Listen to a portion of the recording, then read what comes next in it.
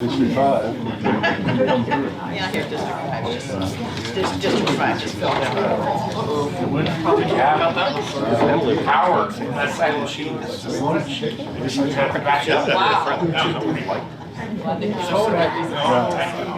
talking about the realm. Kind of like Thor's hammer. Yeah. Is he worthy? First of all. Oh, they did. Like 6 years now. It's not new anymore. So, Lisa's here, and she will take, you're taking minutes, right? Yes, but it's also It's also live streamed and recorded. Community Yeah. colleges in Virginia. Thanks, Lisa. Thank you. Increasing enrollment since COVID, and it's 100% concurrent. Hey, ready? Call the meeting to order. Welcome and happy day after St. Patrick's Day to everyone. Beautiful sunny day in Goochland. Great day in It's a Goochland great County. day in Goochland County. So we'll talk about the school first, I guess. the school board will call to order. Yep. Call the Goochland County School Board to order. And I know we had a proposed agenda. Do we need to formally adopt that? Okay, Work session. very It's good, just a work session. very good, thank you. Can we ask Charlie to tell us he's present and where he is and knowledge that he can hear and see us? I am present and on a highway in Florida. All right. Wow. Great. Well, I can't be there first. and then Yes. remember. Thank you, Mr. Carpenter. So I'm going to ask Dr. Cromartie to walk us through a presentation of the school CIP and unfunded needs. The reason I asked the question about adopting the agenda is we want to make sure we're also resurfacing the conversation about a market adjustment for our teaching professionals, which is included in this presentation. So of course our focus is CIP per the agenda, and we will just turn it over to Dr. Cromartie and open it up for conversation. Thank you, Madam Chair, members of the school board, Mr. Chairman, members of the board of supervisors. And thank you for making that suggested amendment. We still have some things that are priorities for us that are currently unfunded in our proposed budget. One of those things being an additional $120,000 to account for the additional 2% health insurance rate increase. You all might recall that we had originally projected that to come in at 9%. It actually came in closer to 11. The difference to fill the gap so that we don't pass this on to our employees will take about $120,000. As mentioned by Madam Chair a while ago, we are still very much interested in pursuing this $1.4 million to be able to provide a market pool adjustment for staff. If you've been watching the media, local school divisions have released what they're doing for staff members. Henrico in particular last week came out with a 4.8% pay increase for employees. And if you heard it and stopped there or read it and stopped reading there, you'd think, oh, that's great. We've outpaced them by 0.2%. And that's factual across all employee groups. However, Henrico has done an additional 2.4% for their teaching staff. So the teachers will actualize a 7.2% pay increase. Even if we kept everything else flat, and I pray that we don't do that, but even if we kept everything else flat and they gave their teachers a 7.2 and we gave our teachers a 5, the gaps that we've been talking about this entire budget season grow exponentially. So I cannot express enough the urgency of us taking this on as a serious endeavor and doing this for our teaching staff now. Additional funding for new textbooks based on Virginia Literacy Act, we talked about that, to the tune of about $350,000. We would love to have 3 additional interventionists or reading specialists, 1 per every elementary school. That would help us advance the initiatives of the Virginia Literacy Act. We could really use a special education teacher at both the middle and high school to reduce those caseloads in each of those buildings. And fill in the gap on deferred maintenance and vehicle replacements because of less CIP funding this year. That would total about $1 million. So I'm going to turn it over to Debbie White, who's going to explain the rationale behind our market adjustment for our 234 teaching staff. So what we do here on the scale is, this is an easy exercise for us. Our formulas are very clear. Right now, we have a 0.8% step gap between between each of our steps, which is very, very low. I think for the county, it's about 2% or more. After you guys did your market adjustment several years ago. So that's what's hurting us as we go down the scale, is the steps are too small between them, and so by the time you're a teacher that has 18 years of experience, there's not a significant enough difference with a first-year teacher. So the first thing we want to do is we want to improve the gaps. It's been something we've been trying to do for a number of years.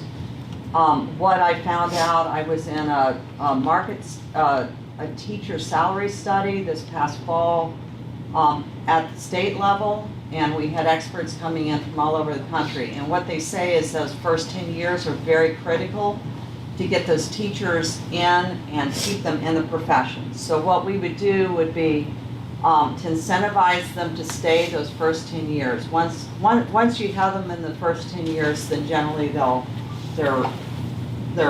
in the profession. And so then we changed that step differential to 1%.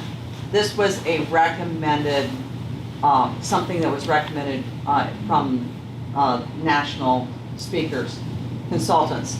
And then we would change that first step of the salary scale to bring us at 0, 5, 10, and 15 up to our just above the regional median. Now this was based on, this is our salary scale for this year, looking at what people are paying this year in the regional school divisions. This is not what might happen next year.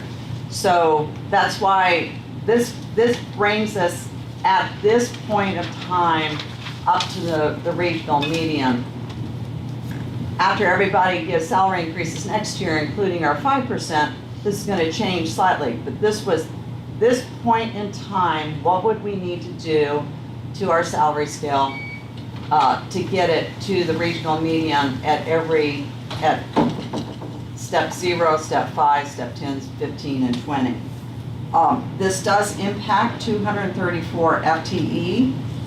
That actually is more teachers than that because we have part-time teachers. Our teachers are really sort of very evenly spaced. We have 92 from step 0 to 10, 93 from 11 to 20, and 48 that are steps 21 and above.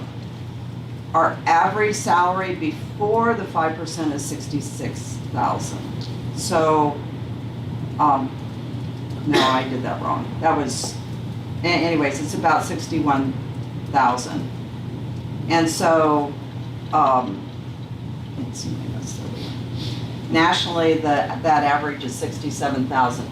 So when you hear them talking about trying to get the Virginia national average up, we are so far below. All we are trying to do is correct to get us up to the regional median, not to the national average at this point. If we follow what the state's going to be recommending as far as they're recommending a 3% this year, et cetera. Hopefully the state will be propelling everybody forward to that national average over the next few years. We are just trying to get us up to the regional median. So this was our proposal. When we threw this in against all the people that were at each step, that's how we came up to the 1.4 million. So it's a mathematical exercise, a pure mathematical exercise that we did to get to that point. And I just want to reiterate what Debbie said a bunch of times in her presentation, because I think this point should resonate. It is not our intent, nor has it ever been, to lead the region in teacher compensation. I understand that there's a school of thought that suggests that if we were to do something sweeping to go to number 1 today, by the end of the week, we'd be number 5 again, because other divisions have the power to do more. And that's fine, maybe I subscribe to that.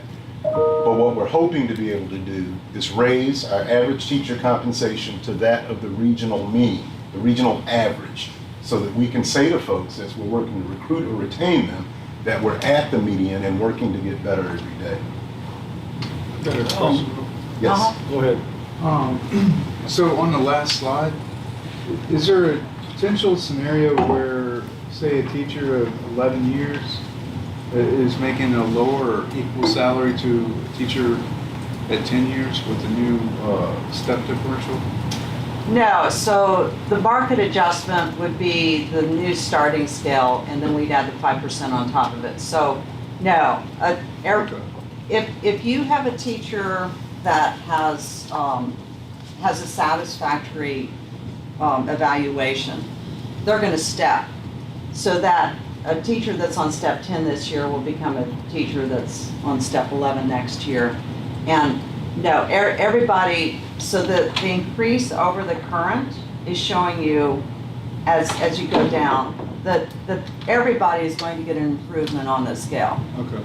Because everybody is already in lockstep, it's called a step and ladder system, and so they're just gonna move down. And even if somebody doesn't have a satisfactory evaluation, they're going to get an increase because the scale itself is increasing. Okay. Ms. Christie, I do thank you for asking that question because that does raise an important point.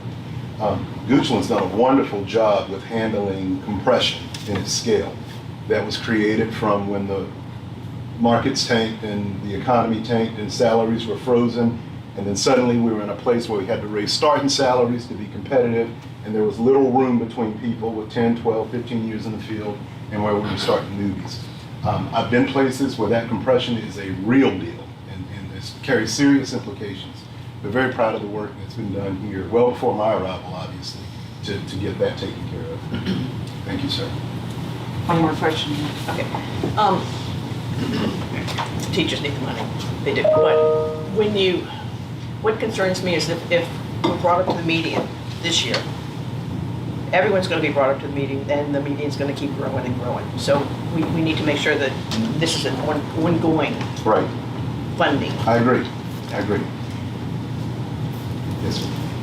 Couple, merit.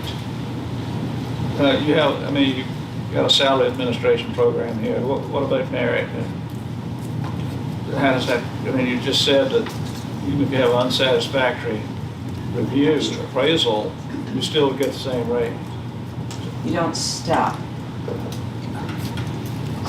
So when we say a 5%, that 5% has a merit element in it, and it has, so that's the step. Okay, so it's, There is a step Combination. component. They will get some increase because the whole scale will shift Okay. up a little bit. But there is a so merit, there's some incentive to do well. yes. Now, I'm just wondering, how do we get to where we are? Have the other divisions in the region stepped up their salaries quicker than us recently? Or have we always sort of lagged behind? And now we're just trying to catch up and sort of, I think Compete. it's more the latter, Mr. Winfrey. I think that we've consistently been outpaced.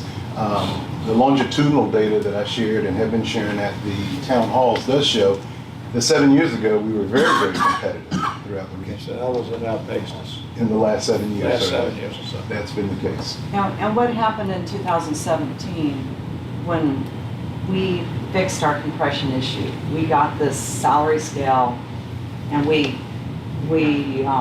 were one step ahead of our regional partners in getting that compression issue fixed, and then they jumped They took right. off. Yeah, then they fixed it, and so that's we have where. a target on our back on this or something? Gee whiz. You know, We were so proud of ourselves of fixing the compression. I guess they're And then- envious and of then the- their, And then the good next school year, system. everybody else fixed their compression issue and we lost that advantage, almost immediately. Mr. Chair, Madam Chair. This is why I'm understanding this last column, increase over current. I know that there has been a 5% numeric under discussion. So I'm seeing 4% with the first year. And so this is separate from the 5% that is Yes, sir. already in, this is all in addition. Yes, sir, the numbers So that would are. I be correct in adding 5% to all of those in the Yes. far right column? Yes, sir. So we go from 4 to 9, and from 5 to 10, from 7 to 12. Yes, sir. Right. All right. In my head. Yeah, that's correct. The 5% that we are recommending as part of our regular budget would be above and beyond any market adjustment, and that would run consistent to what has been done with other county employees in the past who've received similar adjustments. So the yellow 54.6 is showing the 5% over the 52.450. No, it's a It's 4.1%. the 4.1%. We do not show the two scales colliding. So this was just the market adjustment. Back in January, the county asked us to tell them how much a market adjustment would be to get us to the regional median or just above the regional median. And so this was a point in time that we could clearly say, for this year, if we could have given our folks this at the beginning of the school year, then it would have been on top of whatever they had received for this school year. So what we would do is we would take this scale and then we would add the 5% on top of it, which is already in the budget. Mr. Waters? I think I can. Charlie, Mr. Waters? Yes, I just need to know, Dr. Marty and Debbie, if this was so critically important, why was it not in the budget you presented in February? This is not the way to go about for increases like this, and I feel like it's been a somewhat consistent theme. And I just want to raise that point to everyone. I'd like to speak to that, Mr. Waters, if I could. A little bit of a contrast in budget philosophy. I was operating under the assumption that I would be able to submit a superintendent's estimate of need, and if that was our reality, it most certainly would have included the $1.4 million ask. Rather, we were giving an allocation or an allotment, and then left to figure out how to make our dreams come true with the dollars that had been allocated to us from the county. So naturally, this could not have been a part of it. I didn't want to present an unbalanced budget to embarrass either the school board or the supervisors and then have this squabble out in public display. So I decided to use a bit more discretion and go about it as diplomatically as we tried to. And Mr. Waters, so this is Vic. When Dr. Cromartie and I were meeting in December, and he was sharing this is a need, and that the schools had not been included when the county had done what we did about 2-3 years ago. And my conversation with him was that, to my knowledge, the school district hadn't asked, so that I encouraged him to ask for something, which is why in January, that's where, when the county said, that was me encouraging them to formally let this board of supervisors know what this issue was, because it really hadn't, to my knowledge, been brought to my attention until he and I had this conversation, other than just in general terms, when we talk about where we are in our community and in our region at large. Previous superintendents had shared that, salaries was always an issue, but it had not come to the point where they are now of formally looking at it and seeing what they felt they needed. So that's kind of a little bit of the background for that. Mr. Chairman? Okay, thank you. Charlie, may I? Yes. Are you finished? Because I was going to ask a question. Okay. What is the school board's contribution? I mean, I spent some time, and I have a great mentor, and she and I spent some time together, but I'm looking at, you've got $278,000 in strategic abandonment. Has that already been put to something else, or is that $278,000 that's available? You are estimating sales tax at 97.5%. Why not 100? I mean, what has our track record been with sales tax revenues from the state? Are we hitting 100? Are we hitting 101? So I will talk about Okay. the strategic abandonment, and then I will allow Debbie to talk about the contrast between the 97.5 and 100% sales tax. The numbers that we represent in our balanced budget take into account the absorption of those initiatives that we strategically abandoned. So it's not like we've strategically abandoned that money and hold it as a surplus. We made those strategic abandonments in the process of absorption to get us to a balanced budget, to fund the things that we prioritize as needs.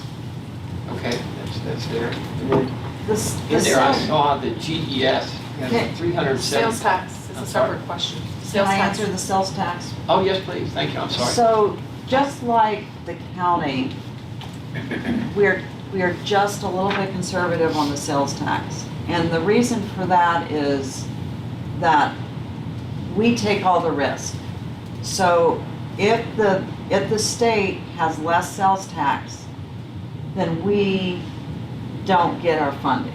So the SOQ funding, that money, as long as we hold our student count to what we've estimated our student count to be, that we get. But every month, right now, we are running about 200,000 less than what the governor said we would be getting for this school year. So we, even though we we only had 97.5%, we are still $200,000 short of the governor's budget when we budgeted for this year. So that is something that we are having to think about how we're going to absorb that in this year's budget. So when I have presented our budgets to our school board in the past, they've been very pleased that I have been conservative on that sales tax element. Me too. And we have been, except for this year, we have been safe at that 97.5% level. The other question in there, I noted that there's $370,000 for the new Goochland Elementary School. Is there any offset? Is that like everything we're spending at the current elementary school is now going to go up by $370,000? And is that going to be every year here on out, or are these one-time, one-off expenses? So those monies that we put in the budget for the new GES accounted for 2 additional FTE for custodial services. We have 70,000 more square feet in that Yeah, building. got it. It also took into account what we estimate our insurances to be and utilities to be for that building.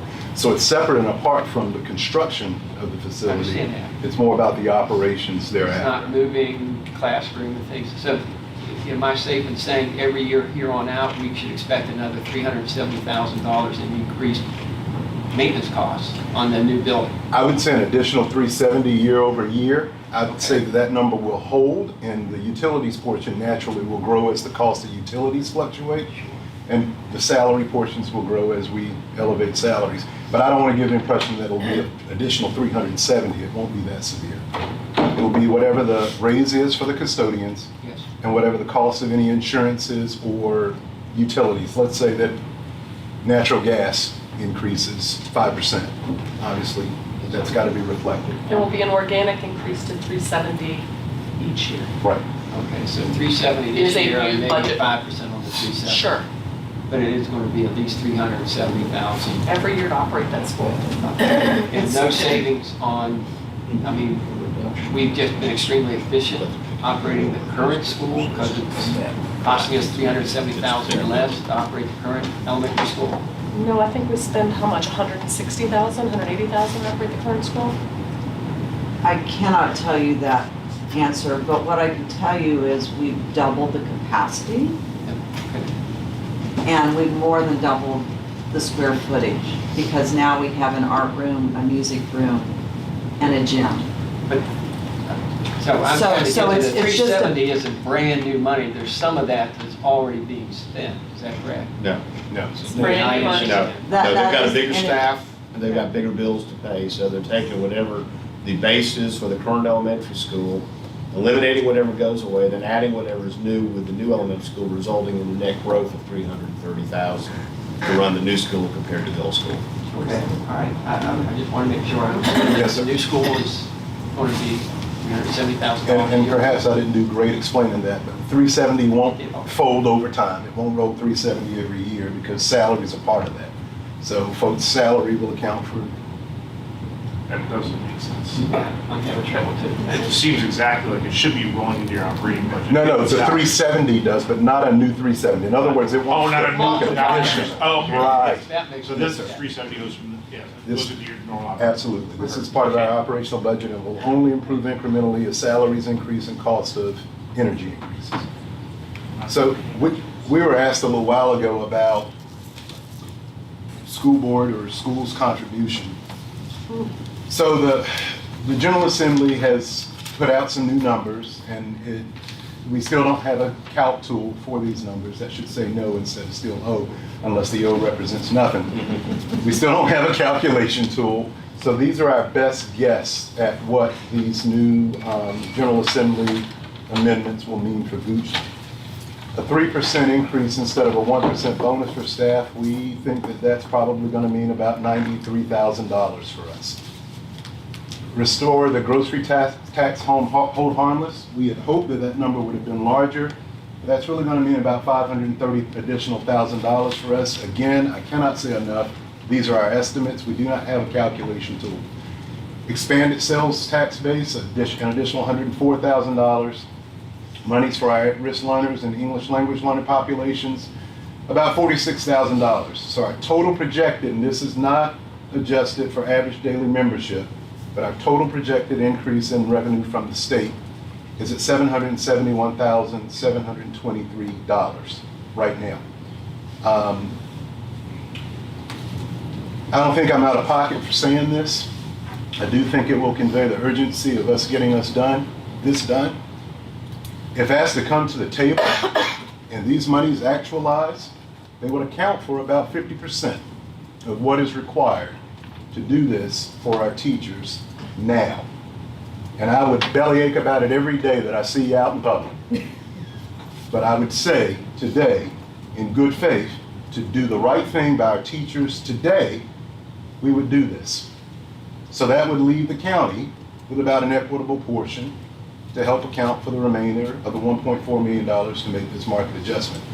Now, having said that, are there other efforts throughout the school division that we could use $771,000 to advance? Absolutely there are. But I get where we are. I want you to get the urgency of us being able to do this for our people now. There's also some additional monies for restoration of the Virginia Preschool Initiative cap. These monies are not included because they specifically for the Virginia Preschool Initiative. I'll give you another perspective on these dollars. As a reminder, Goochland has the highest LCI, local composite index, of, well, on the state scale, 0.8.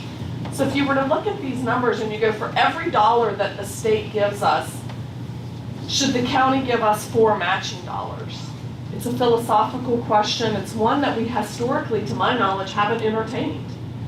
If the LCI says the county can support 80% of the school's funding, then every dollar the state sends our way should come with 4 local dollars.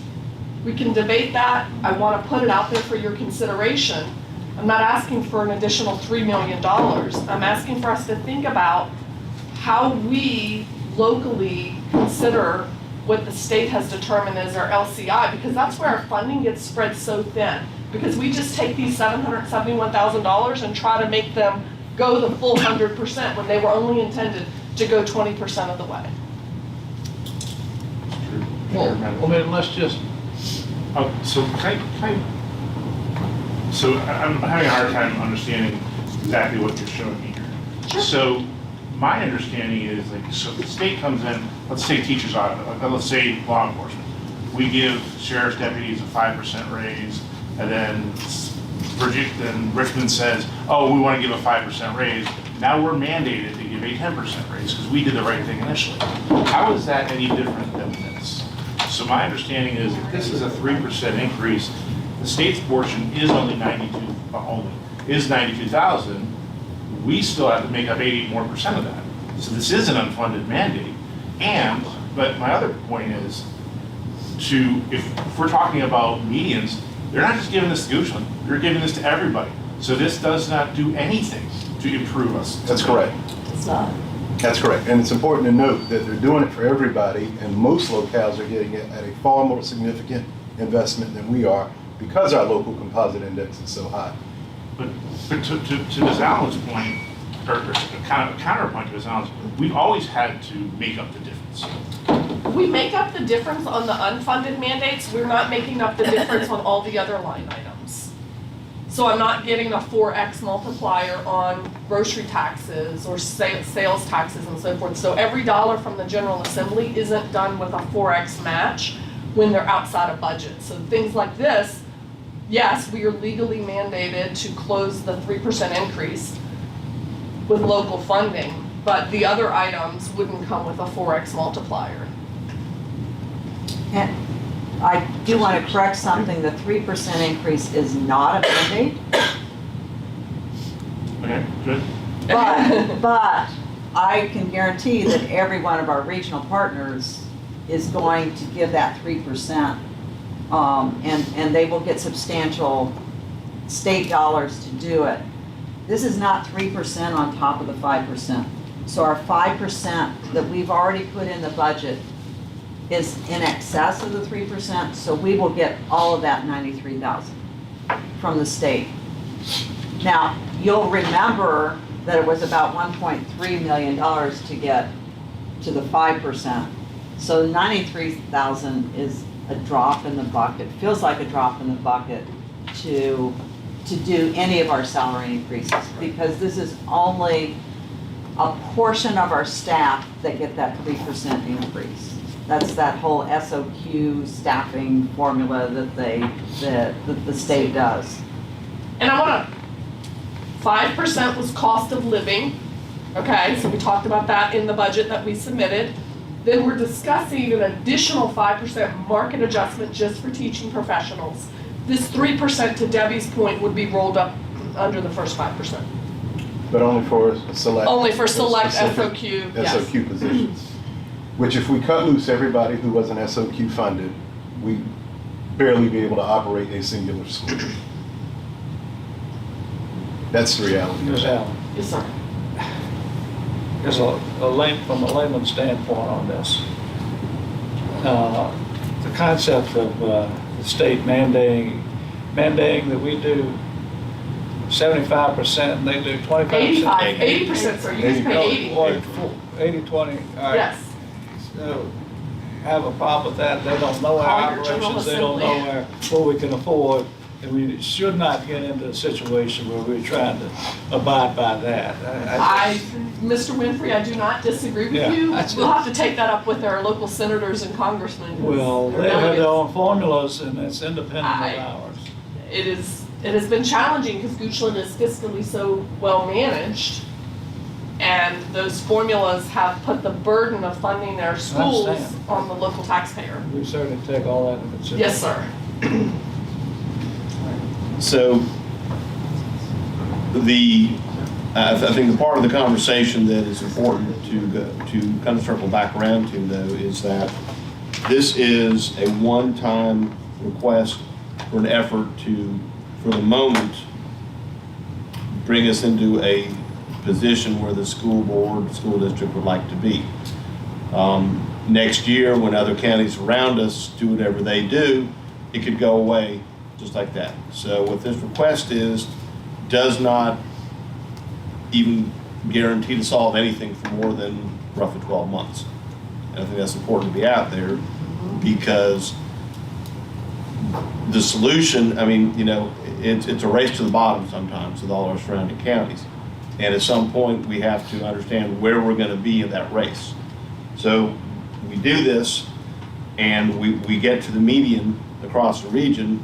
As was stated earlier, we have to continue doing the comparable every year to maintain this position, which is essentially a change of philosophy to how we have done our budgets. And I'm not saying that's bad, I'm not saying it's good, but it's a change of philosophy to how we have budgeted for our school board and our school budget. So I think that needs to be out there and understood, that this is not a one and done, we walk away feeling good about ourselves. If this is done, so that requires, on my side, our side, to look at future budgets, and if this is the board's desire that we incorporate this concept into our future budgets as well. In order, are we going to maintain parity? That's something we've tried to do in public safety.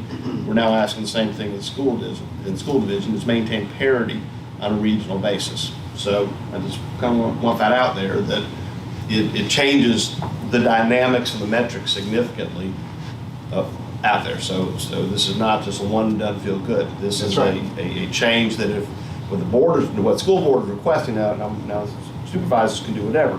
What the school board is requesting is essentially that we look at this as a permanent concept change, not a one and done and it goes away next year. So. In fact, it would be catastrophic if it were to go away next year. That would be kicking the can down the road and create a problem next year that we really don't have today. Well, I'd like to, your comments start off, you landed in a different place than I thought you were Okay. which was, this is the same ask every year since I've been on this board. It was a 9% raise last time. It's a bonus for COVID this time. It's never ending. Like it outpaces any other industry. Our increases have outpaced everybody. And at some point, like, again, the citizens are gonna have to make up their minds. The education is one of the top things that folks talk about, but this has been the same ask every Yes, sir. year. since I'll I've been on the board. acknowledge that, that's fair. I'll also acknowledge that while the increases outpace every other industry, the salaries do not. And it's, when my aunt taught, when I was in the 80s, Yes, it sir. was the same thing. Yes, So sir. it's not the profession you go into to get rich. Yep. Yep. I'm working from the February draft, so this may not be current, but on page 44, there's $1,400,000 for something called Goal 2, Inclusive and Engaging Culture. Can you decipher that for me? I would have to go find that presentation to refer to. I can talk Go to ahead. you. So the goal 2 is mainly how do you create an engaging and inclusive environment for our students, but it's mainly where we have our staff. So how do we retain our staff? How do we engage our staff? And so that goal has a tendency to include all of our salary improvements and our health insurance increases. So the majority of that has to do with staff costs. So it's not DEI programs or things like No, that? no, It's- no, no, It's no, just no. your internal efforts of compensating your staff, essentially. Yes. So that would be their 5%, or their The compensation 5% was adjustments. in there, and the Insurance. 9% health insurance. Those were the two big expenses. I know you said we have 234 FDA teachers. What would staff be? So we have almost 500 staff. So we are one of the top 5 employers in the county. And unfortunately, that is why every time we come to you for health insurance and salary increases, that it feels like a very large ask, because we have so many staff. Rural counties, that is traditional. That rural counties, the school division is one of the biggest employers. Can I ask a question? One of the points that has been made with pride is our small class sizes. To what degree is that part of the discussion? Is maybe we go from X number of kids per teacher to Y number of kids per teacher, and do some consolidation of that aspect? So I'm gonna give you an informal answer, and then I'll let the experts give you a good answer. We're already starting to feel that pinch.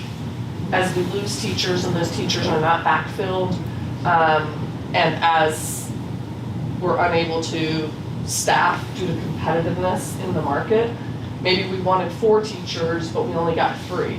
So we're already starting to feel that pinch, and we're trying to mitigate that. Because we know student outcomes are in part correlated to class size. Now, do we need to have 15 kids per classroom? I think it depends on the subject and the age. I don't want to give a blanket answer here, but going up to 25 and 30 kids per class, we saw that in the high school science classes in recent years, and it was not beneficial for our students. From just a classroom management point of view and efficiency to get through the content when every learner has different needs, it was difficult. And we're gonna start to see something that we've prided ourselves on, which is student achievement outcomes suffer. We used to say we were hiring the A grade teachers, we're now hiring some B minus and maybe C plus teachers because the pool is getting really thin. That is the answer. You just walk right into that. Okay. That is the answer. I will only add that our class size, average class size, is a selling point for us. If it goes up and we lose that selling point, then all we've lost is a selling point. If it goes up and salaries remain as comparable as they are, we've lost that footing. But the most important part is what Ms. Allen just alluded to, our historical success with student achievement. All the research indicates that if you can find the sweet spot in average class size, and I think we're within that, then that sets both the teacher and the student up to have greater success and directly contributes to our student outcomes. When Ms. Allen talked about how we used to be able to attract the A grade and A+ grade staff, that is very true. And now we're attracting maybe the C. Something else to consider with that is that we're attracting, like everybody else, people who are coming to us through alternative pathways. People who did not spend their lives wanting to be public educators. People who tried a career, maybe were successful, maybe were not, and now they want to try their hand at teaching. So they come in with alternative licensure. And usually what they've missed beyond everything else, the most valuable part is a student teaching experience and 15 to 18 course hours in education to deal with human growth and development and things like that. So, not to be doom and gloom, because that's certainly not my disposition, but we have gaps to fill, and we're going to increasingly have gaps to fill as we start to hire this type of employee. We're going to have to get them to the point where they're proficient in teaching first. It's better for us to do that with 18 pupils in a classroom than 27. I shouldn't say better, I should say easier. It's easier for us to do that. We could argue better. Kind of expand on Mr. Spoonhour. When y'all come to us, we're really coming, we're stewards of the taxpayers' money. We're really coming to our citizens and our community, our taxpayers, and we're all, not just the Board of Supervisors, but all of us, stewards of that taxpayer money. And so that's what it's not coming to us necessarily. We're the go-between. You are our bank. I know. So we don't generate our own We revenue. have a lot of responsibility. So, yes. Yeah. I was, again, I'm working from when I started this process, so it's the February 13th version of it, but on page 56 it shows, where's my notes here, 362,000 end of year overrun or excess. And so I believe we have a general person's agreement that any turnback is going to go to, $15 million overrun on the elementary school. This is previous board, not since January. But is that 362,000 factored in if there is an end of year, I guess I'll use the word surplus or turnback? Has that been imagined or envisioned as possibly being used for the 1.4 compression, or not compression, but I'm trying. If I could speak to the process and then you speak to the numbers. Well, I'm trying to figure out where you have a surplus in our budget. well, I'm looking at page 56 from the February 13th version, so. Can I just look at the page just to see what you're... I mean, if I can. Oh, these are our unfunded items. Right. If we were to have money at the end of the year, these are some things that we could buy, one-time items that we could buy with it. So the goal of those Well, it just says potential use EOY. So, Yes. Yes, sir. so there is, I'm assuming, an EOY of 362? No, there is no, known end of year. Answer my question.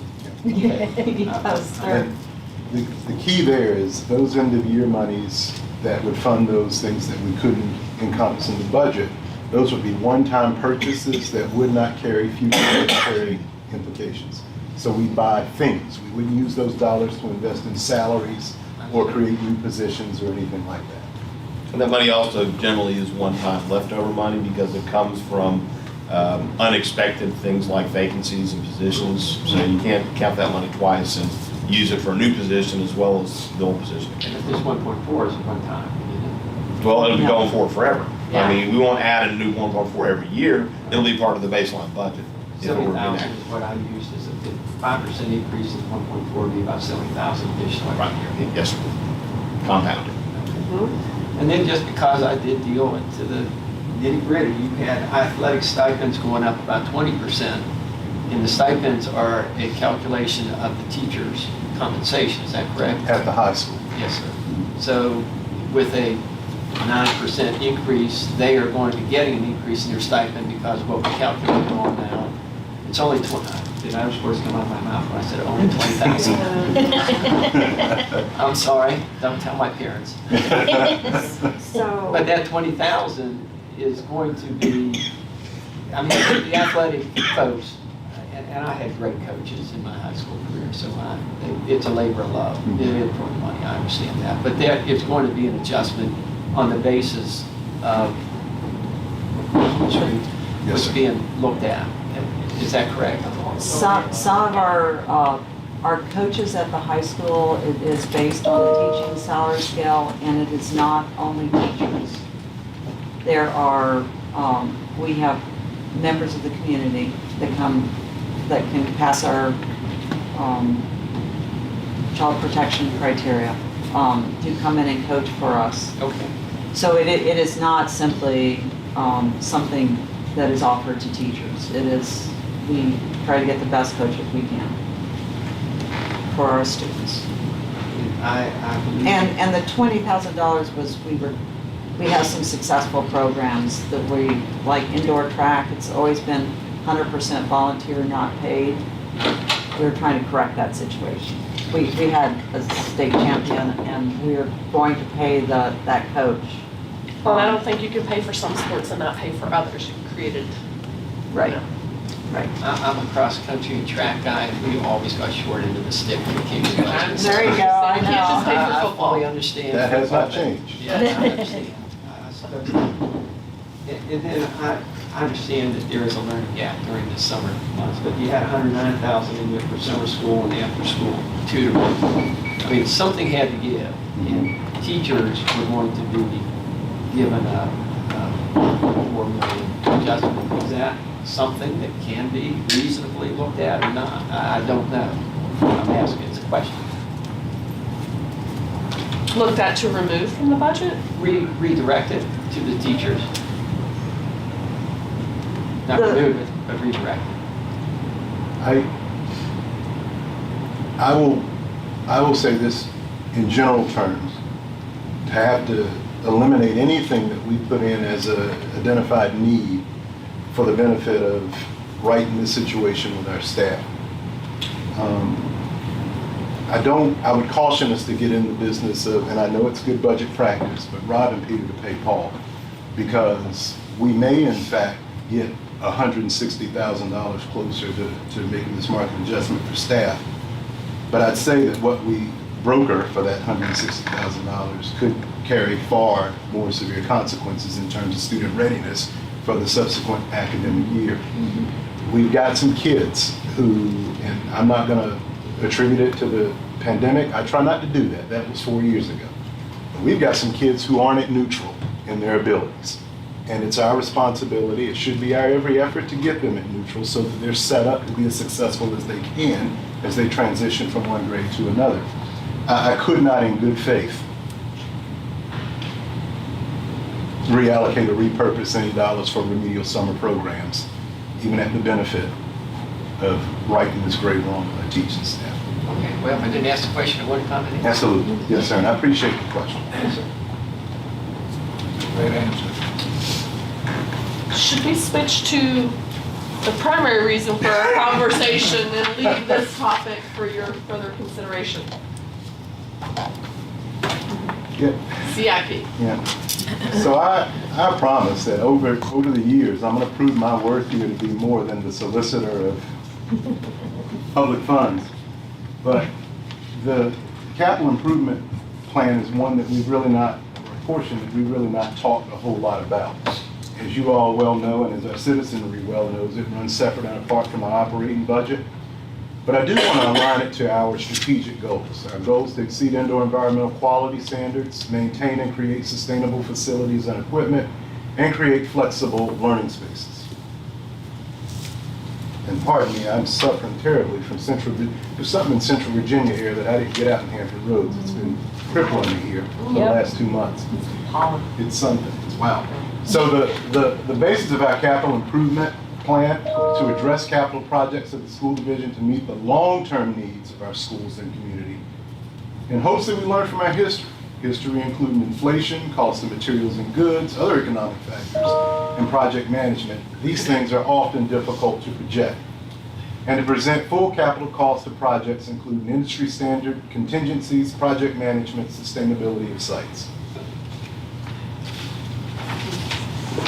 Just to talk to you, and I certainly don't want to reintroduce you to our facilities, I won't talk too much about Goochland Elementary because we're moving into a new building, only to say that we're building capacity. That building's going to go from a 316 student capacity to about a 650 student capacity. Byrd Elementary School and Randolph are pretty much lockstep, both being built in 1958 and having additions in 1970 and 97, with gym additions more recently. The capacity at Byrd is currently 313, 409 at Randolph.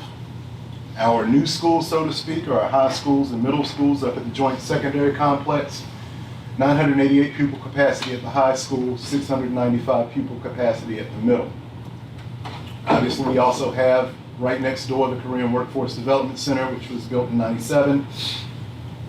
In our fleet, we have 59 buses and 64 vehicles. The majority of these are fully depreciated. When we took on the process of building the new Goochland Elementary School, we hired a firm to do our rezoning for us. The zones are broken into the 3 areas that you see on our county map up front. This is going to pull approximately 40 students from the northwestern end of the county down here toward the central area to go to Goochland Elementary School, seemingly reducing the enrollment at Byrd Elementary School now by about 40 students. But there are lots of new neighborhoods that are being built in that area. I talked with Mr. Carpenter at the Foundation Gala the other night. That area is high-speed internet away from probably being the most savory area in this county. And I think that's coming. We've got to be prepared for it at Byrd Elementary School. 80 to 100 students will be pulled from Randolph and that zone in the southeastern part of the county to come up and participate as students of the new GES. Debbie? So this was the 5-year CIP that was approved by the school board in December. And what we have here is a $4.9 million ask for next year. That means that half of that is coming in for the new high school CTE addition and the renovations that would occur after that, so the CTE classes move into the wing, and then we can open up some of our other crowded classrooms like fine arts into that space. So we have that as a 25-26 project because that's where it's been placed. I think the county's moving us every year just outside of the window. So we put it in where it had been placed last year. So we have a bus now is costing us about $136,000, and so that's in red there, just saying that that's unfortunately the cost of a new yellow diesel school bus. So over the 5 years, we have a $46 million ask, and we're going to sort of talk you through our needs here, but the main thing I want to say is that we have had consultants come in, we used COVID money to do that. They looked at all of our facilities and they told us what we needed to do and the priorities. And so when we're asking for something, it is because we know it's an issue. And so you saw on the previous slide, we have a number of older buildings. We just need to keep those buildings up until we can replace them. Our high school, unfortunately, is at the 20-year mark, and so you can see all that HVAC equipment just has to be replaced within this next 5 years, and that's really sort of our biggest ask. We have the middle school coming in finally at 20 years in this 5-year time period. So they are very big asks, but that's what our consultants have told us needs to be done to keep these facilities working their best. So we identified as our highest priority needs the items that are on the screen: lighting upgrades at the high school for the auditorium stage requiring some scaffolding. This is going to cost us $100,000. Maintenance pool with carpet ceiling upgrades at Byrd and Randolph, $400,000. Cafeteria equipment replacements at $300,000. School bus, 4-vehicle replacement and necessary repairs at our garage, $431,000. And you can't see it on the screen up there, but that's how we arrived at the $1.2 million that had been allocated for us for capital improvement this current and the upcoming fiscal. But again, I reiterate that that is a total or a portion of a request of $4.9 million in capital improvements for the upcoming fiscal. These are less critical needs, but still needed. Lighting upgrades at the high school, $415,000. Parking lot repairs at Byrd, $80,000. And I'll just throw in, just for the benefit of why that's important, one of the variables that went in our decision to close school on March 5th, the date of the primary, was the condition of the parking lot and the parking situation at Byrd Elementary School. Now, that's not to suggest that if we had it paved and had more spaces that we wouldn't have had to close. It might have still been wise, but that was one of the biggest variables that went to that decision. Phase 2 of the roof replacement at Byrd. It's going to be about an equal cost of the investment that the county has made for this round. Field improvements at Goochland High School. I will say this, our athletic programs are very competitive, especially when you consider all of the things that they're up against, such as geography and who we get to play. There are some needs for field improvements in terms of practice space in some of the competitive fields. We've got 1958 restrooms at Randolph Elementary School that need to be brought up to ADA compliance. And it's a challenge for us to still be talking about minimal ADA compliance in 2024, but we are, and that will cost approximately $400,000. An engineering project management for the CTE addition that's being planned at the high school could cost in excess of $2.3 million, leaving $3.7 million unfunded of the total $4.9 that we requested. So the items on the original slide were the items that we're able to cover with monies that have been allocated for capital improvement. These items represent those items that we've moved away from due to not having the funds to do that in the upcoming fiscal. So I want to talk again about the high school renovation CTE addition. The $2.3 million is what we think it would cost in fiscal year 25 to go ahead and hire the project manager and the architect and engineer for this $20 million project.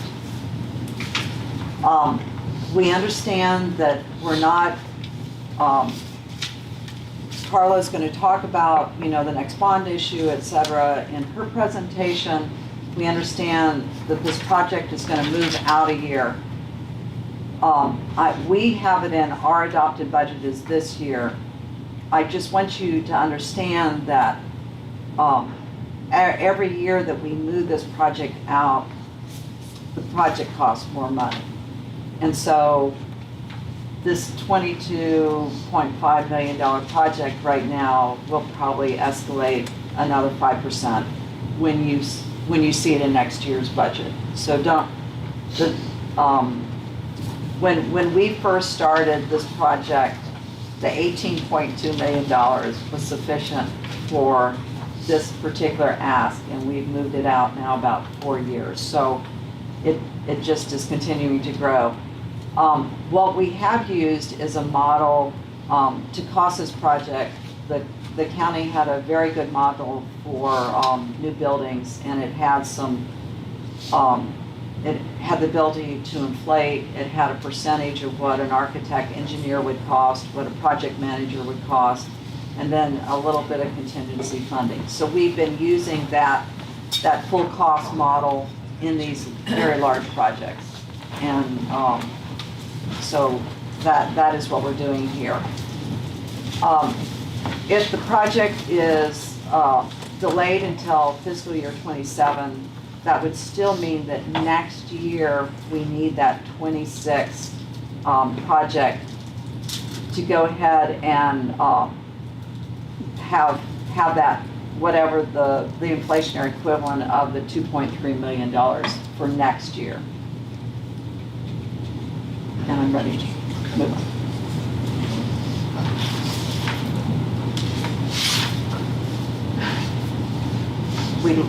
We're losing, can this be modified so we grab the whole picture? For some reason, we're losing.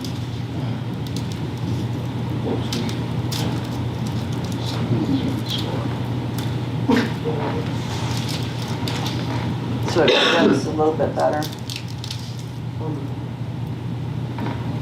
It's task bar. We'll work through that, yeah. Yeah, we're Task fine. bar down there. We'll work through it. There we go. Good.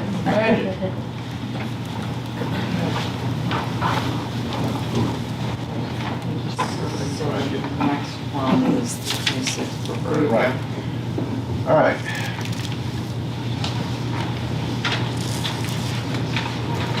You're too far along. I am. Okay, we're at 15, 16 now. Let's move forward. Okay. Let's try this.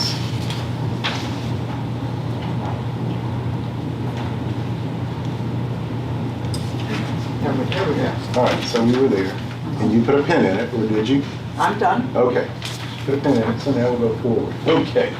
So if we talk about Byrd Elementary School specifically over the course of the next several fiscal years, 26 to 29, $250,000 is going to be required for phase 3 of that roof replacement. Estimated $300,000 for classroom furniture, new classroom furniture, just for that facility. We've got some 1958 restrooms there that still need renovation for ADA compliance at about $318,000. There's some lighting fixtures there that need to be upgraded, $175,966. Upgrades in intercom data cables, $95,361.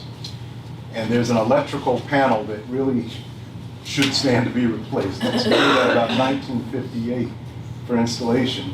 And to get that upgraded would be about $281,820. Now I want to note for everyone watching that the items that are highlighted in red, these are items that if they were to go awry, would change the way we offer programming. So in other words, if that 1958, almost 70-year-old electrical panel fails in some way, that's going to have serious implications on our ability to offer normal programming at that school until such time that's brought online. Programming meaning keeping the school open. Right. You gotta be really explicit about what that word means. Thank you. You're welcome. Yes, ma'am. Just a question, the process of arriving at these figures, you go out, get bids, how do you come up with that cost? So the roof replacements, the projects that we've shown, so the $400,000, that was based on a bid. We actually had a contract in hand for that $400,000. We've had several roofing contractors come out and explain how to solve the the roof problems at Byrd, and so they have come up with these costs. So they've given us an estimate, we've inflated a little bit as we pull it out, you know, in subsequent years. The electric panel came from the engineering firm. Now, to talk to Dr. Camardi's point about it shutting down the school, we have heat sensors on that electric panel. And so we know that they're doing fine right now, but we are watching that panel. We have the equipment to monitor that. And so that's why we think we can pull it out to 28 before we replace that panel. So we can watch that when we talk about these electrical panel replacements. Our staff are very closely monitoring that. That's a seasonal project, just like the roof. You're looking to do that during the summer months. Yes, I it don't would do have, electricity, so I don't know. I don't think you want to use extension cords. no. So yes, our normal opportunities to do something like that is the winter break, the spring break, and the summer months. Can be done that fast. Excuse me? It can be done that quickly. I just imagine this is like months of work, but I'm not an electrician. Or so- the roof can take up to the 2 months. The roof project that you just approved is a 6 to 8 week project. The electrical panel can be done pretty quickly, Right. but it requires shutting down the whole facility, as you said. Thank you. And lingering down there is $19,144 for a cafeteria oven that needs to be replaced. That brings the ask for the next several years for Byrd alone to about $1.4 million, a little over $1.4 million. We did the same for Randolph.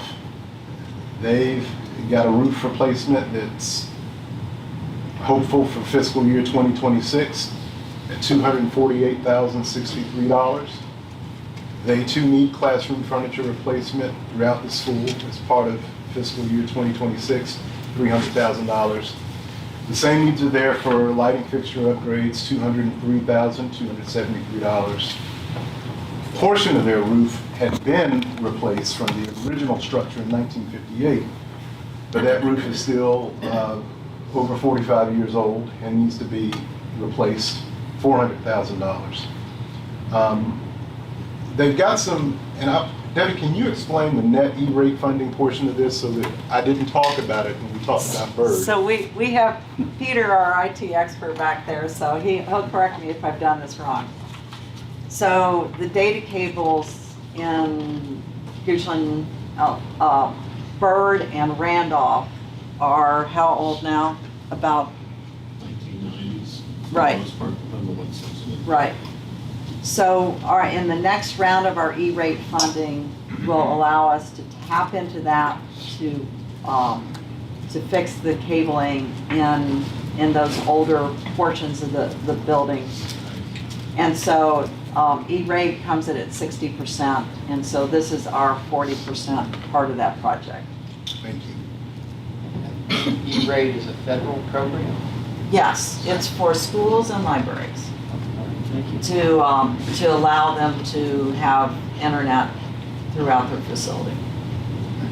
And that's important. I didn't want to mislead anyone to think that was total cost to do this. Rather, that is the 40% contribution that the county would have to make to get that project done. $100,000 for planned fields upgrades. $413,774 to replace 1958 electrical panels similar to what we just discussed with Byrd.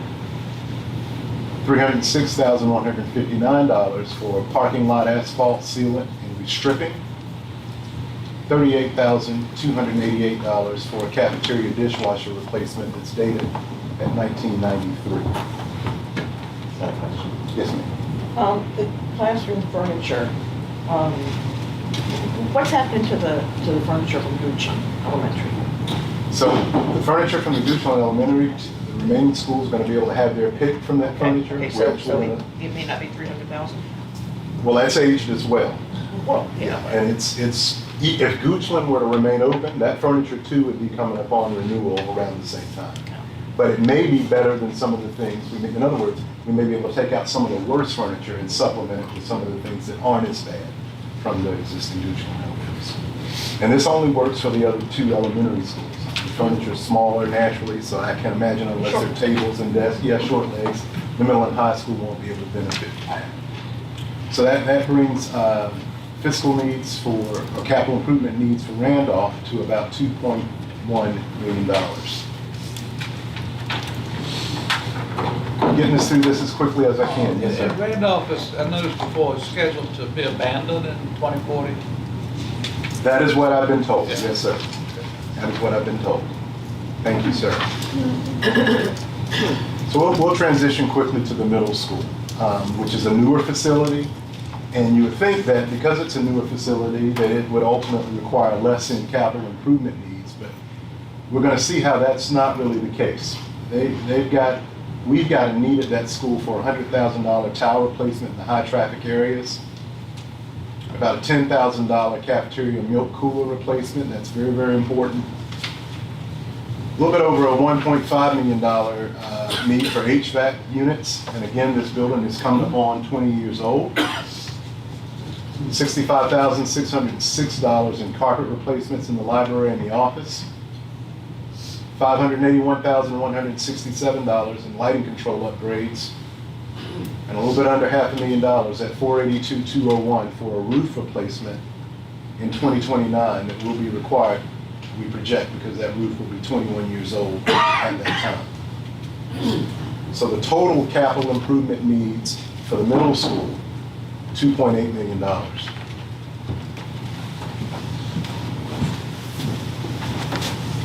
The high school, around the same time, $100,000 for tower replacement in high traffic areas. There's a chiller at the high school that's problematic today. That cost of getting that chiller and those HVAC pumps replaced, $1.4 million. And note that that's in red. If that chiller goes down and we can't get it to a place and temperatures turn up to be 85 degrees, we've got a decision on our hands as to whether or not we keep that building open. And again, it's on the skids right now as we speak. $312,283 to replace a 2001 cafeteria equipment, or equipment that's originally installed in that building when it opened. $215,000 in field, track, mower upgrades. $738,427 in electrical panel switchgear replacements, out 2 fiscal years from now. A little over $3 million in HVAC air handler replacements. There are 8 units that need to be replaced. Over time, those 8 units are going to start to fail, without a doubt. $614,291 in boiler and related pump replacements. $443,956 for generator transfer switch replacement, fiscal year 2029. $633,290 for student parking lot replacement and ADA improvements. And $121,750 for video surveillance replacement, which is very important in high school. It's part of our fiscal year 2029 capital improvement needs. That brings the total capital improvement needs for the high school to about a little over $7.6 million over the next 4 years. Okay, some questions, comments. So it seems like every time we have a new school, the operating costs and the CIP goes up. That does not make sense. Does anybody else notice that or opine on that? Well, we haven't had a new school for 20 years. And schools aren't quite built the same way that they were built in 1958, either to both size, equipment, safety. I mean, there's a number of things. Even think about your home. A home built in 1958 might have cost, what, $38,000. A home built today will cost $380,000. Right. So, and operate that But home. to operate a home that was built in, say, 1958, it's gonna cost more now then more efficient. That's what I'm These are, saying. a lot of these are also just square footage. Yeah. Okay, It's, So- it's a multiplier, right? Okay, so we're getting a larger facility, 70,000 more square feet, that we've got to cool, that we've got to heat. So even though the building itself is more energy efficient, it takes, I mean, Right. it's 2.5 times the size of the Okay. existing facility that we have. And we are replacing, as all that HVAC equipment, we are trying to replace it with as the most energy efficiency we can into those, that, when we are asked to, identify the operating costs, except for the new school, almost always our operating costs of our capital projects are minimal because we're bringing in more efficient equipment.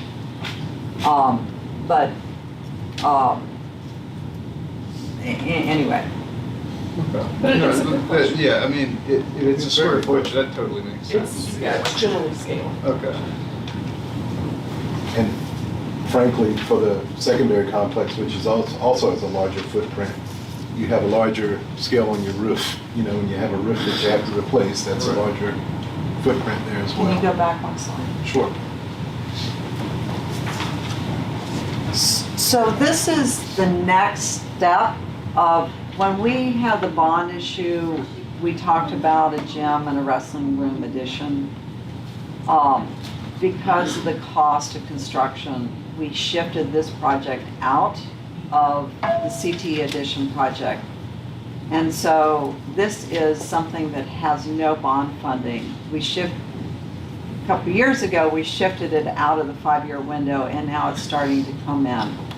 So I'm just telling you that this project, also, every year that it gets delayed, it's just costing us more. But this is to add more athletic space into the middle school, high school complex, and also to, we have one very large combination classroom. It's in the center of the high school. It's called C-143 or the IDEA lab. And there is a need to make that space more efficient. And so the renovation, so we really need, the architects, project managers back into this project. And we're estimating right now that it's about a $10 million cost to do this project. And again, it's sort of right on the edge of this 5-year window. But it did come back in when we did the 5-year roll. When we shifted it up, we grabbed the first year of that project. Before I get too deep into this one, and we are turning third base, we've determined that we can live without the $1.3 million for the oil-filled bus garage projects. I mean, I had some conversation late last week about ways that we might be able to, they need the paving for the training, and we might be able to do that at other places. Won't talk too much beyond that. $300,000 to $425,000 per year for a facility maintenance pool that's akin to the pool that the county has. $142,800 to $165,309. This would be the cost for one school bus replacement per year. These things are not getting cheaper. They're getting more and more expensive every single year, like everything else in capital improvement. $231,000 to $267,411 for 4 replacement vehicles per year. And $500,000 to demolish and renovate, the current G-Tech Center after we move all of those programs to the addendum at the high school. This comes in at just a hair under $5 million for over the next 4 years. And I just want to show you what's happening to our school bus inventory. More than half of our buses are 15 years or older. And you'll see what happened between 2010 and about 2017. That was right after the Great Recession, when the county the funding retrenched. And so The schools had almost no capital budget at that point. And so we just didn't buy buses.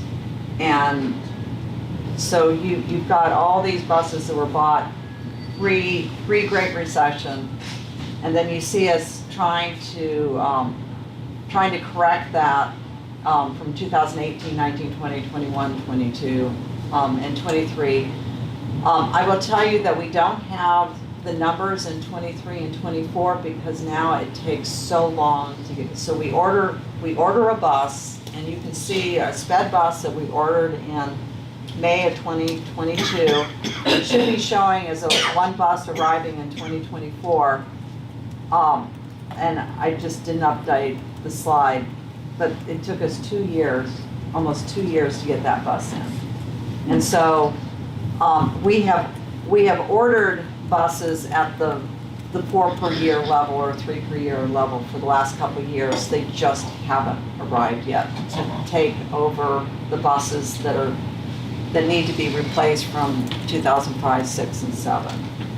So our oldest buses are not on the road every day, but as we have to fix our buses throughout the school year, we have to pull those very old buses into the fleet. So this is a real issue for us. We have 2 budgets that we have in our operating budget, and we've had one in the CIP for the last few years. We used to have 3 buses in our operating budget and 1 in the CIP, and that's where we had, for 4 years, we had 4 buses coming in every year. Go ahead. So How do we have half a bus? I mean, That's so one. 2.5. That's one. Bus. It's one bus. So 2005, I'm looking at. We had 3 buses. Three. There you go. Okay. Yeah, it's 2, 4, 6, 8, 10 on the side. And these data reflect only our school bus needs. They don't take into account our private vehicle needs, of which there are plenty as well. Our employees, when they have to travel, they go to conferences and stuff. More increasingly, are opting to take their own vehicles because of the lack of confidence in the county vehicles. We've had employees who've been put down in places, and the physical condition of the vehicles don't necessarily represent the best of our county when they're in other places. And I think probably a more apropos example of private vehicles is transportation of students for various needs that don't meet the bus criteria. Those vehicles have different standards and expectations for the safety of the student and the driver. You're welcome. So there are a couple bills that have passed recently that I'm sure they've been brought to your attention, but I want to talk to them insofar as they pertain to our business here. One is House Bill 805, that an additional 1% of local tax be set aside specifically for school construction projects. And for context, I put what we estimated those receipts to be in 2023. And then House Bill 599, any unexpected school funding at the end of the year may be put into a school capital reserve fund for a specific project designated by the schools. Now, either of these bills, or both of these bills, would require local approval. But I only share them insofar as they pertain to our capital improvement needs going forward. Has the governor signed them? No. Yeah. Just for clarification, the 805, the additional 1% means we would authorize a tax increase. It's not that we would take 1% of the existing sales tax. Correct. That would be an additional sales tax. Yeah, that would be an additional sales tax. Increasing the 1%. Okay.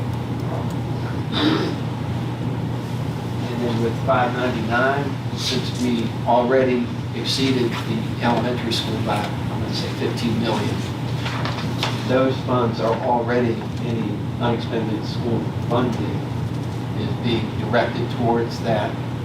Isn't that correct? Or am I getting working for convenient memory? I understand what you're saying there. I don't necessarily know if that meets the spirit of the bill. I think the spirit of the bill would be looking at capital projects moving forward and building those reserves to account for that. I know that there's some history here regarding the extra 15 million and some things that might have been arranged or not. But I think the spirit of this bill is talking about moving forward with future capital projects. You said that would require local Yes, sir. action. This is the operating fund. So every year the schools have to turn back to the county anything, any of our surplus. And so, in the last few years, or I guess the last 8 years, it's been an agreement with the county that we can put it in CIP or we can do it for one-time type of expenses that come up. And so, usually that allocation is made in November. And so, after the auditors have done their work on the books and we know exactly what that surplus is. And so that would just, 599 would just formalize that arrangement. And it would say, now we're just saying we're going to put it in the school capital reserve. And there are many local governments around the state that already do that. That any surplus just rolls into a capital reserve fund for the schools to help build up some of their capital reserves. That might reduce our ask every year if we felt like we had some money that we could use when our capital needs arise. Right now we're just, again, we have nothing, we have no money in reserves for any of our needs, so every year we have to ask the county for money every year. Looks like we had a replacement of electrical panel business all of a sudden. And I'm saying, dovetails into what you're saying here. What happens if we have a catastrophic failure of electrical panel? We've got to fix it now. Where does that money come from? You don't have your surplus, you don't have a contingency fund. It would come So it has to from come to us to fund. Right. Okay. So We would want to move quickly, get Right. that thing back up and running. I remember a few years, shortly after I came to the county, Powhatan's high school, the chiller failed. That was a catastrophic event. It was about a $10 million expense. And the county had to very quickly figure out how to fund that. And so that's why some of the stuff that we're telling you, we're saying, yes, we have some chiller repairs and we're fixing it right now. We did not have to close down the school to fix the chiller last week, but it's showing the signs of age. And so we're telling you next year, we really would like to put $1.4 million in the CIP and get ahead of that catastrophic event where we all of a sudden have to ask you for funding.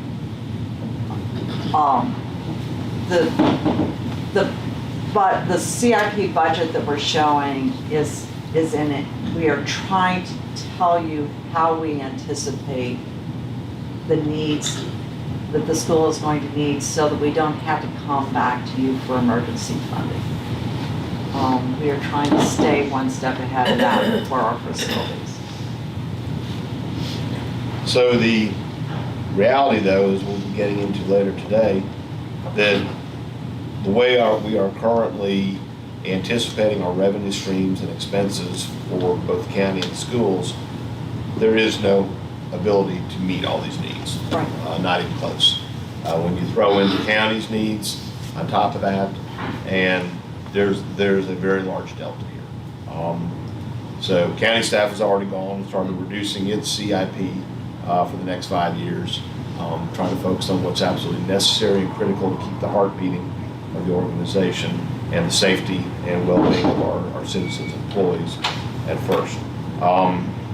And that still doesn't get us close to when we throw all this in to it, of which, again, I don't see any, it's not my job to say what is and isn't critical, but it all looks important to me. But having said that, one of the I guess one of the realities is hard choices, hard decisions.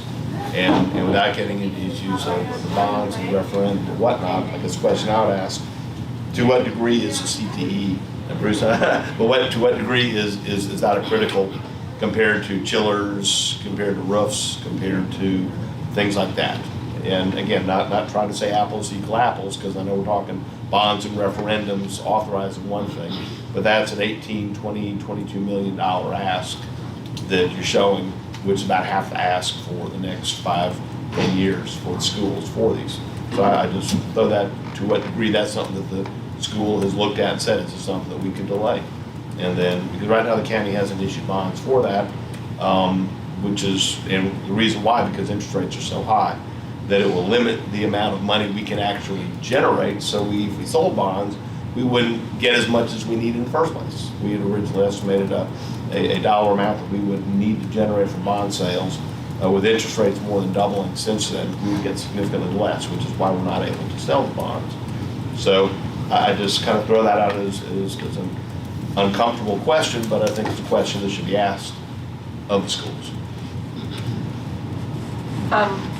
Gosh, it's a very uncomfortable question, but a fair question.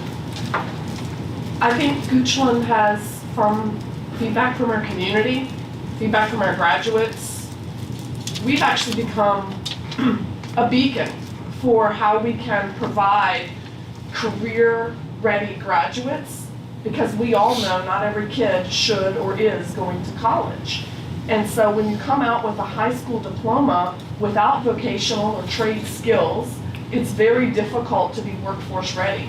And so by offering 16 out of the 17, keep me honest, Mr. Watson? All 17. Thank you, sir. All 17 career paths to our students, I actually think it's a tremendous return on investment to our community, because we're now taking kids that we've brought through 13 years of schooling, and they're able to be employed at Luckstone, at Sargent Corporation, and the like, and contribute back to our community.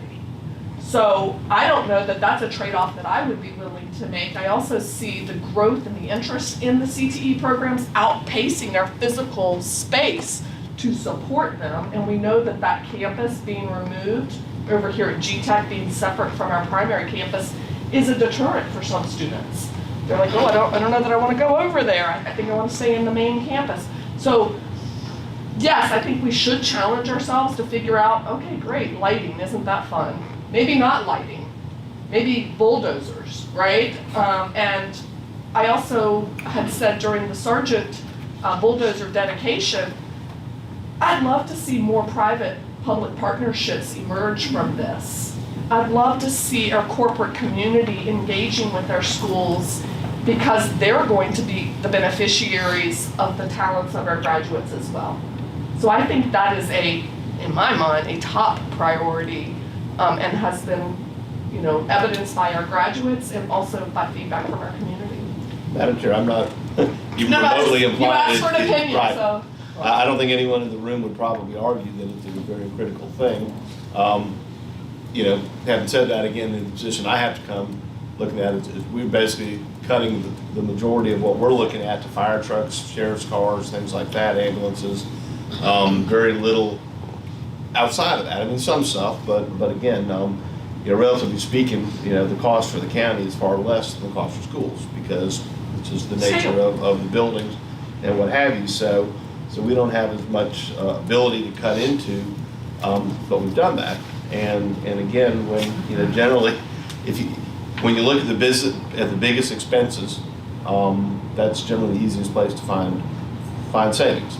So that's why I throw that out. That again, I'm not at all implying that CTE is critical to what we do.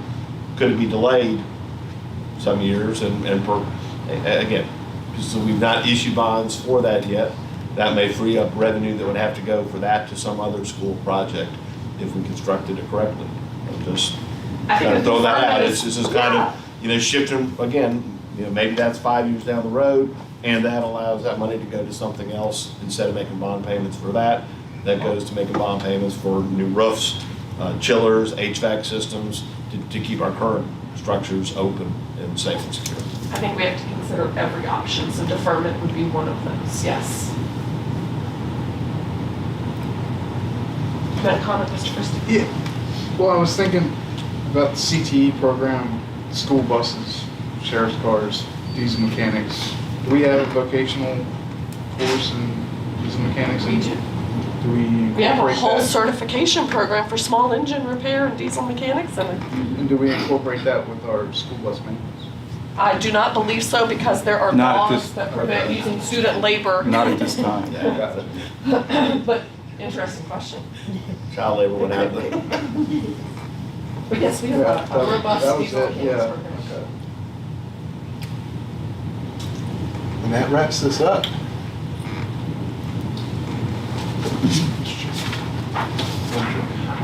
Thank you very much for this presentation.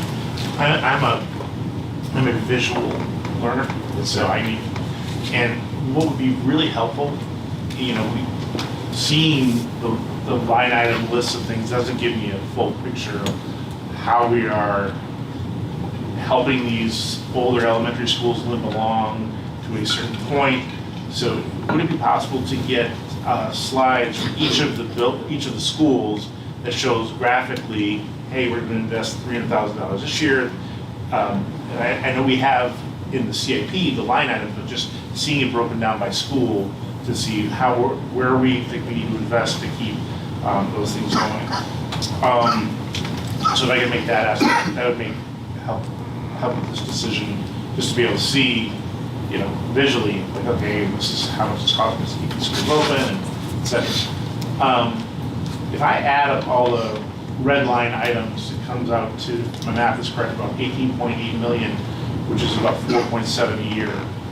What are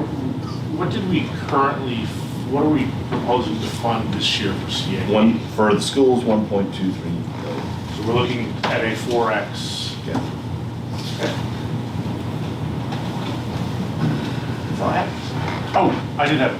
I didn't see anything, and I may have missed it, but I didn't see anything in the presentation regarding the current elementary school and vacating from like a cost perspective.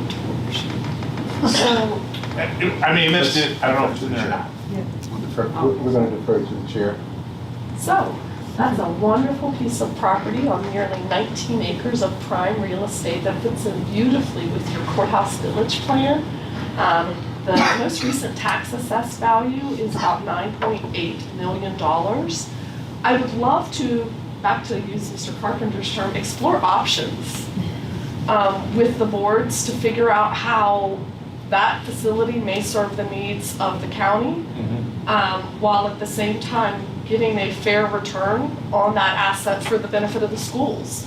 So I think we should have that conversation. But we will be vacating the school for the beginning of the upcoming school year. But remember, our career and workforce readiness school will still be operating from the other portion of the property. So, back to my original question, I didn't see any line items regarding studies to see what can be done or anything. Does that need to be accounted for? Right, and currently we're in the middle of such a study on the building itself with the school board, our school district employees, county employees, working to come up with possible uses that we can then present to the boards. Okay. These are the alternatives and start seeing where the boards want to go with that.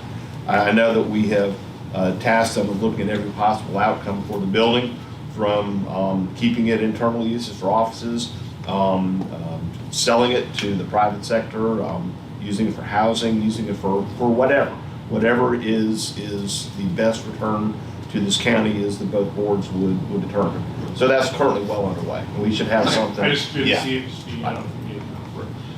so I'll just editorialize as we're wrapping up. This will not be popular, but this isn't a popularity contest. And so when I reluctantly voted to approve the elementary school, Alan, I was the only one here on the elected side, I made a statement that, okay, this is what the citizens said, and that's why I voted for it. I thought I had different opinions, but representative government, and I said, all right, this is it. And this is going to come at a cost, and that cost is future raises. That cost is additional CIP stuff. comes at a cost. So then to come back and, you know, a year or so later to say, oh, yeah, we got the elementary school and we're trying to get our teachers a very, very deserved increase. Like, let's not make any qualms about that. However, you know, my vote, it came with a stipulation that it's gonna come at a cost, and that cost potentially could be future raises and things like that. So kind of want to bring everybody back to a little bit of history of, you know, where we are. Future raises of what? For teachers, if we said, hey, we're gonna invest an extra 15 million in elementary school, it was pretty much, hey, don't be coming next year saying we need these huge raises, because this is what we're saying is the need right now. And I applaud people, you gotta ask, but I'm just kind of editorializing where I'm at. Madam Chair, I will also add that I had spoken at one of the meetings about delaying the elementary school for a year with the thought that perhaps, everybody has dreams, that the cost structure would diminish. I mean, some of the lumber costs have diminished and all, but one of the teachers made the observation that the teaching environment is as important as the money. And so I saw the error of my ways in that commissioning the elementary school was the right decision last year. And I come from the private sector, and the companies I've been associated with were never the biggest, and we never paid the most.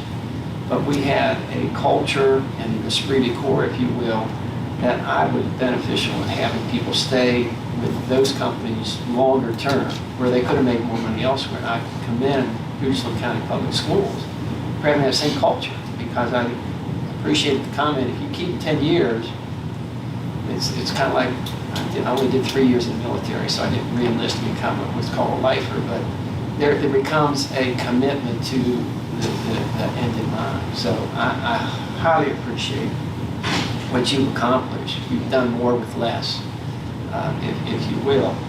And I'm really focused on the teachers, because I don't care how palatial the school is, if you don't have the right teaching cadre, it's not the building that educates the students, it is the teaching cadre. So I'm very appreciative that you made, I want to make sure I said this correctly, bitch and moan about committing to $700,000, but that has now taken a $1.4 million lift down to about a $700,000 lift, which is an easier number to get to. So reading comprehension is my big bugaboo. If you can't read, I don't care what else you're tackling, you've got to have those reading fundamentals. And so that takes teachers.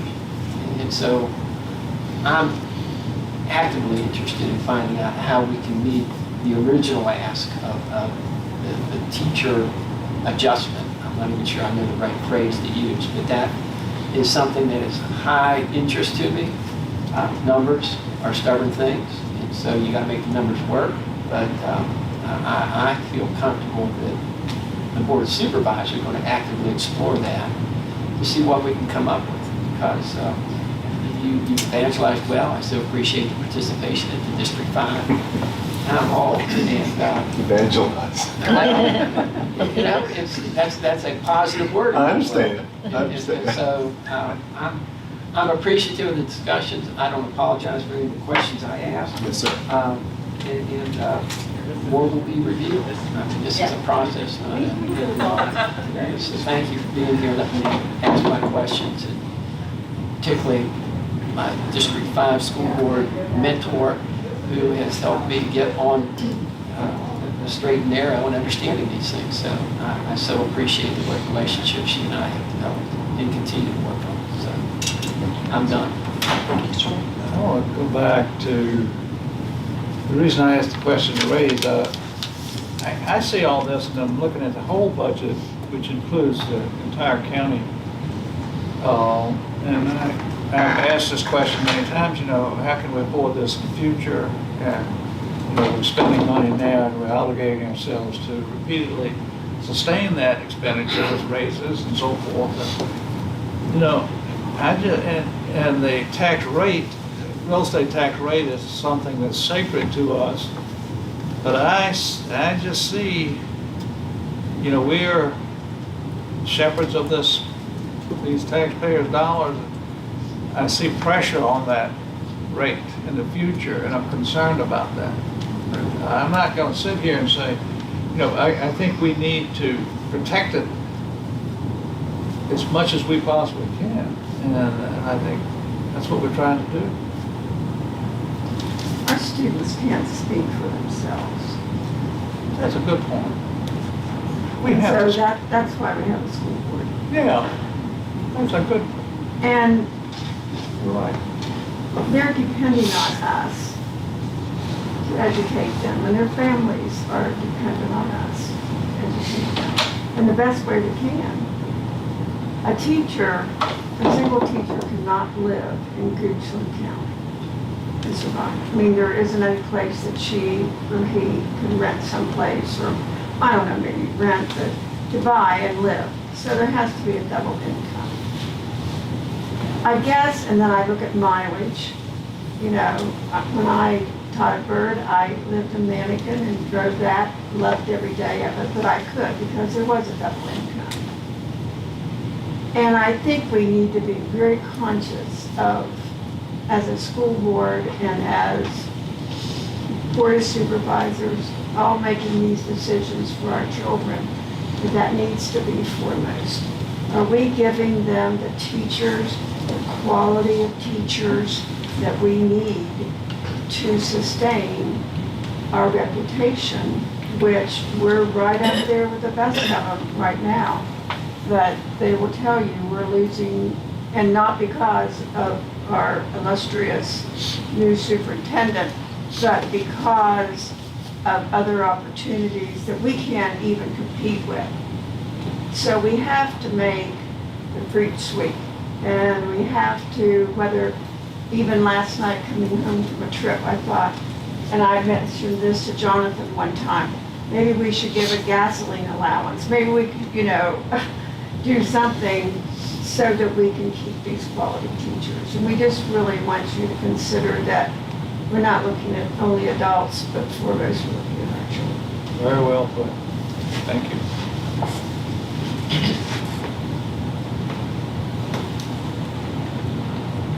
Well, so I've been throwing questions out to you again. Where we are in the process, of course, is we're doing town halls. We'll have a public hearing next month with a budget going before the board, I think April 16th. It's a good process because it allows us the ability to reflect on where we are. It allows us the ability to make course corrections as the board see fit. You know, I start with a budget that takes into consideration everything we know, and then things change, as we always know.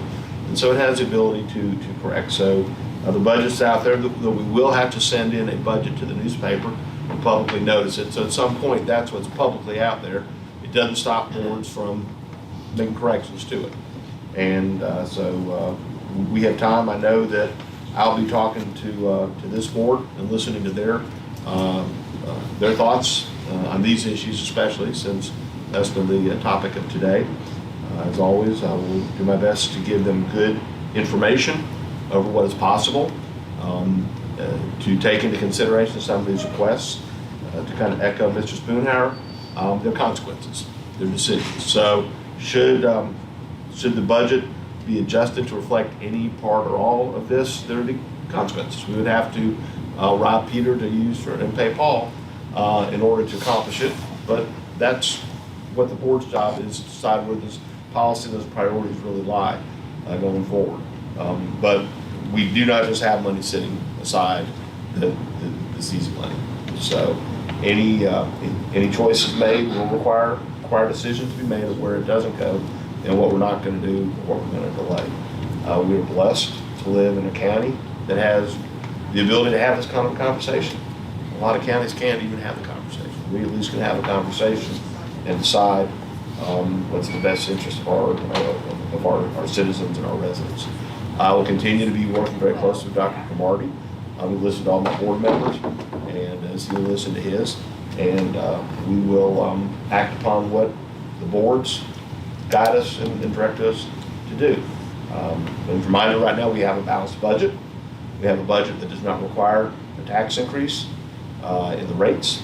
We have a budget that does give pay raises to all employees that are equal or above what other counties in the region are doing. So we're still maintaining those aspects of what we do.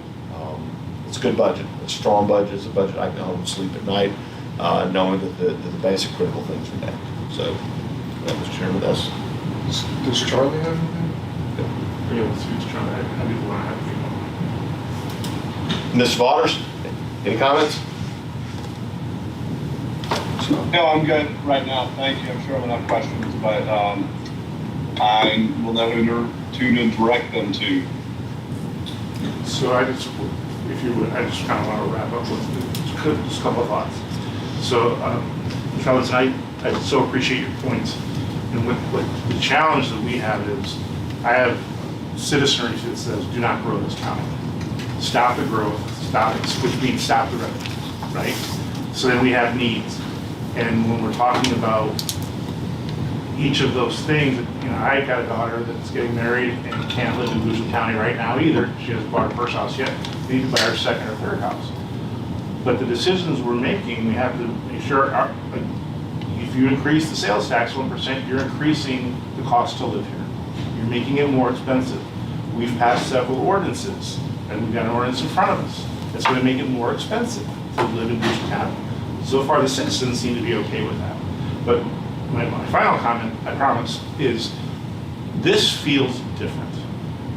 This meeting, this is actually the 5th or 6th budget I've done because I had to do during COVID. The level of engagement from the school board is more than I've seen in the last 4 years. So hearing that folks, you know, my school board representative reaching out to talk about the budget, I would talk to others, like, Debbie handles that for us. So thank you very much for the engagement. It feels very much like a partnership, and I very much appreciate, because there had been this feeling prior that it's like, oh, you guys control the purse strings, you guys figure it out.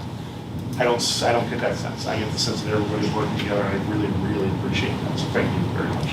And welcome aboard. And also, I detect a good working relationship between Dr. Kamari and Mr. Carter. That's very important. Thank both of you.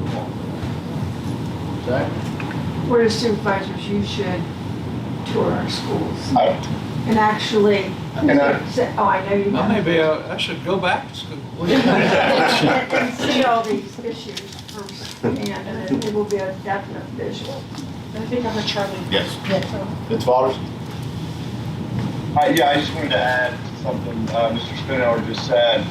It is, you know, I do appreciate the collegiality we have and the partnership we're building just on a regular basis between Board of Supervisors and the school board. But we also, you know, I'd like to implore the school board to be the Board of Supervisors' biggest supporters on a regular basis, because to meet these needs and these requests that you're asking for is going to take a lot of heavy lifting from numerous other departments across the county and from the Board of Supervisors, because we can't do this without growing revenue. And, you know, we have a citizenry that does not want to do it by way of taxes or begrudgingly do it. And so, you know, when we talk about how do we improve our schools, how do we, you know, make them better, it really goes to, we've got to be more business friendly as a community. We've got to find new creative ways to add to the top line, because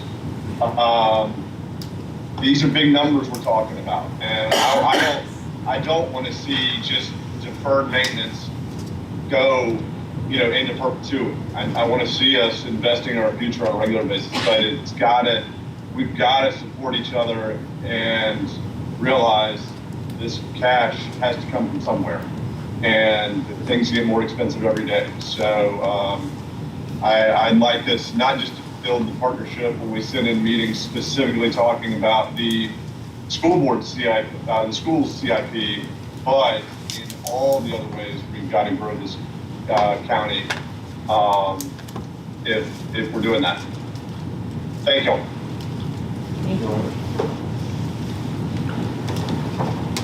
Mr. Christian, do you want to say something? No. Share, probably. Well, we adjourn this portion of the meeting. Nothing Adjourn else this portion. to come before. Let's adjourn. School board is adjourned until Tuesday, April 9th at 5:30 PM. All right.